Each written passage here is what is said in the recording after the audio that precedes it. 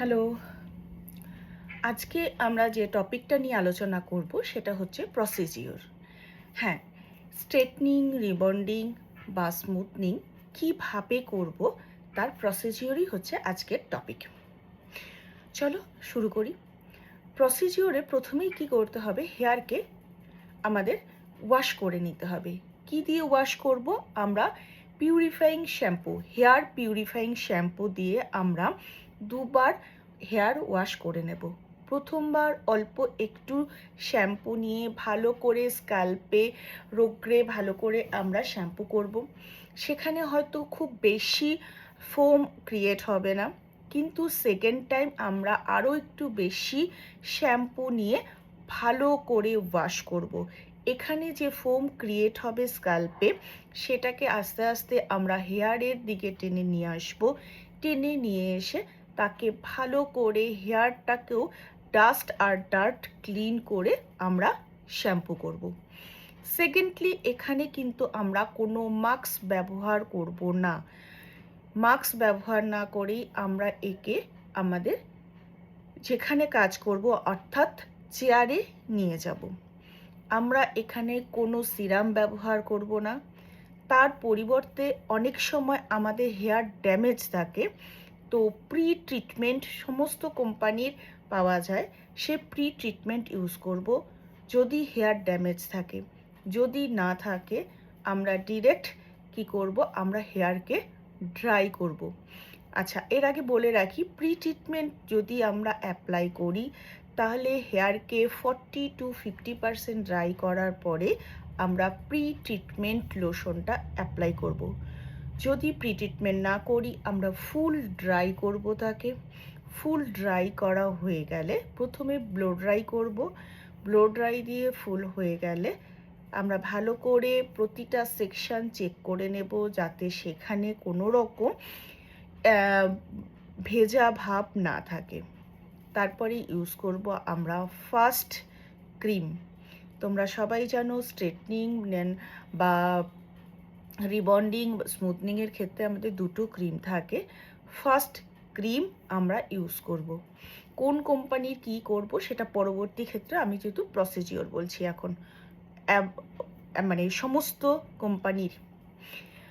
First cream apply করার পর চেষ্টা করবে দুজন মিলে করার, তাতে আমাদের সময় বাঁচবে। কেননা কেমিক্যাল কাজ সবসময় উইথিন টাইম কমপ্লিট করতে হয়। তো 20 থেকে হার্ডলি 25 মিনিটের মধ্যে আমাদের ফার্স্ট ক্রিম অ্যাপ্লিকেশান কমপ্লিট করতে হবে। পাতলা পাতলা সেকশন করে অ্যাপ্লাই করতে হবে এবং খুব ভালো করে কিন্তু ইমালসিফাই করে রুট থেকে আমাদের 1 ইঞ্চি মতন ছেড়ে দেবে, দিয়ে অ্যাপ্লাই করবে, অর্থাৎ স্ক্যাল্পে যেন টাচ না হয় করে অ্যাপ্লাই করবে ভালো করে, একদম এন্ড পর্যন্তও যেন অ্যাপ্লাই হয়, এন্ডিং পার্টগুলো যেন মিস না হয়। নেক্সট, এরপরে আমাদের হয়ে গেলে তাকে একটা স্ট্যান্ডিং টাইম দিতে হয়। স্ট্যান্ডিং টাইম দেওয়ার পরে আমরা চেক করব আমাদের বন্ড ঠিকঠাক করে ভেঙেছে কিনা। আমরা দুভাবে করতে পারি। প্রথমে একটা নট পদ্ধতি, হেয়ারটাকে একটা নট যদি পাকিয়ে দিই, সেখানে যদি নটটা খুলে যায় তাহলে হয়ে যায়। আবার কখনো আমরা কি করি, আমরা স্প্রিংয়ের মতন টানি, একটা হেয়ার নিয়ে সেটাকে টানি, টেনে ছেড়ে দিলে ওটা যদি আবার স্প্রিংয়ের মতন হয়ে যায় তার মানে ওর বন্ড ভেঙে গেছে। এবার তাকে আমরা কি করব, আবার শ্যাম্পু স্টেশনে নিয়ে গিয়ে শুধু রিঞ্চ করব। এই রিঞ্চের সময় খেয়াল রাখবো আমরা যদি সম্ভব হয় লিউকাম ওয়াটার অর্থাৎ গুনগুনে গরম জল, মানে ঈষদুষ্ণ গরম জল যাকে বলি, সেটা দিয়ে ওয়াশ করতে। যদি না থাকে এমনি ট্যাপের জল দিয়েও করতে পারো। তবে ওয়াশ করার সময় ভালো করে খেয়াল করতে হবে যেন এতটুকু প্রোডাক্ট কোনো হেয়ারে না থাকে। আবার বলছি, এতটুকু হেয়ার যেন কোনো এতটুকু প্রোডাক্ট যেন কোনো হেয়ারে না থাকে, এটা খেয়াল রাখবে। বিশেষ করে ন্যাপ সেকশন, যেটা আমাদের ঘাড়ের কাছে ন্যাপ সেকশন, সেখানে অনেক সময় প্রোডাক্ট থাকে, সেটা যেন না থাকে। হেয়ার ওয়াশ হয়ে গেলে আমরা একটু বেশি মাত্রায় মাস্ক হেয়ারে অ্যাপ্লাই করব। সে যে কোনো কোম্পানিরই আমরা মাস্ক লাগাতে পারি। মাস্কটা কেন লাগাবো? কেননা ফার্স্ট ক্রিম অ্যাপ্লাইয়ের পর আমাদের হেয়ার ম্যাক্সিমাম ড্রাই হয়ে যায়, সেটার মধ্যে ময়েশ্চারটা যাতে আবার ফিরে আসে সেই জন্য আমরা মাস্ক লাগাবো। মাস্ক লাগানো হয়ে গেলে কি করব, আমরা শ্যাম্পু স্টেশনেই তাকে 4-5 মিনিট রেখে দিয়ে আবার তাকে কি করব, রিঞ্চ করব, ওয়াশ নয়। রিঞ্চ করার পরে ভালো করে যেন মাস্কটাও তার হেয়ার থেকে ক্লিন হয়ে যায়, তার হয়ে গেলে তাকে আবার চেয়ারে নিয়ে আসব। চেয়ারে নিয়ে আসার পর তাকে আমরা কি করব, তাকে আমরা ড্রাই করব। হেয়ারটাকে প্রথমে টাওয়েল ড্রাই করব, কিন্তু কখনোই ভালো করে এইভাবে ঘষবো না, জাস্ট ড্যাব ড্যাব করে চুলটা চিপে চিপে চিপে করে আমরা পরিষ্কার করে আমরা ড্রাই করে নেব। তারপরে আমরা কি করব, তাকে ব্লো ড্রাই করব খুব ভালো করে।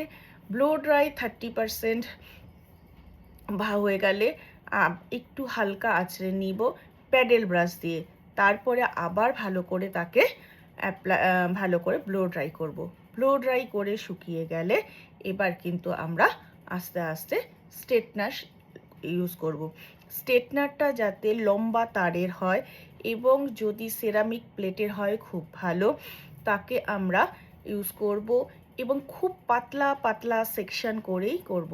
তাতে সময় লাগবে ঠিক আছে, কিন্তু আমরা প্রপারলি কি করব, স্ট্রেটনিং করব পাতলা সেকশন নিয়ে। ফার্স্ট সেকশন যখন করব, যদি ভার্জিন হেয়ার হয় তাহলে 200 থেকে 220 পর্যন্ত টেম্পারেচার নেব।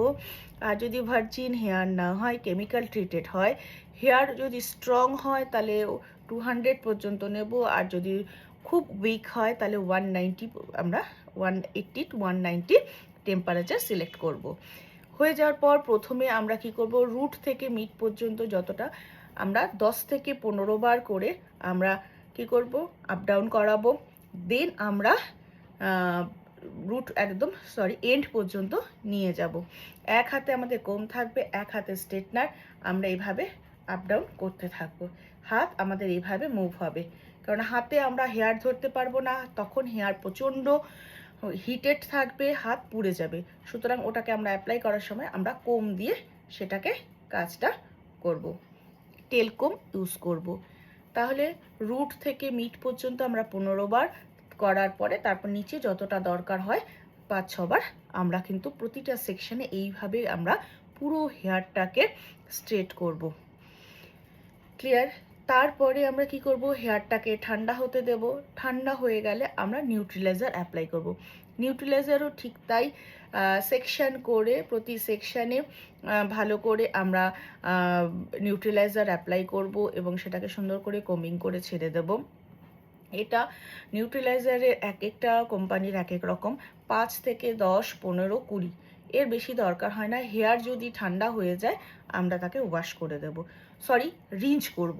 ওয়াশ মানে শ্যাম্পু ওয়াশ না, রিঞ্চ করব। রিঞ্চ করার পরেও কিন্তু এবারও একবার মাস্ক লাগাবো, তবে প্রথমবারের তুলনায় অনেক কম মাস্ক আমরা ইউজ করব। তারপরে আমরা ওখানে 3 মিনিট রেখে দেব। রেখে দেওয়ার পরে শ্যাম্পু স্টেশন থেকে তারপরে তাকে রিঞ্চ করব, আবার মানে মাস্কটাকে আবার রিঞ্চ করব। রিঞ্চ করে তাকে চেয়ারে নিয়ে আসবো। 30% তাকে ব্লো ড্রাই করব। 30% ড্রাই হয়ে যাওয়ার পর আমরা সিরাম অ্যাপ্লাই করব। সিরাম অ্যাপ্লাই করার পর বাকি 100% তাকে পুরোটাই ড্রাই করে নেব।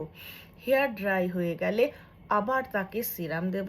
সিরামটা এখানে প্রোটেকশন করবে হিটের জন্য, কারণ বারবার তার হেয়ারে আমরা ব্লো ড্রাই করছি, বারবার আয়রন টানছি, সেটাকে প্রোটেকশন দেবে এই সিরামটা। হয়ে যাবে। যদি মনে হয় তোমার দরকার আছে আরেকবার একটু স্ট্রেটনার টানার, তুমি আরেকবার স্ট্রেটনার টেনে দিতে পারো।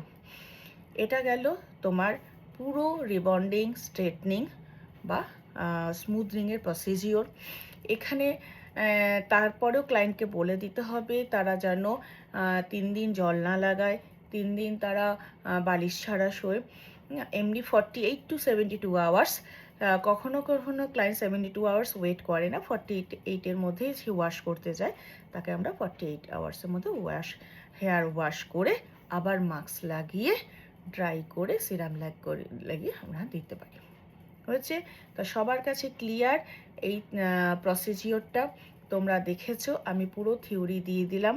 কারো কোনো অসুবিধা হলে অবশ্যই আমাকে জানিও। চলো, টাটা।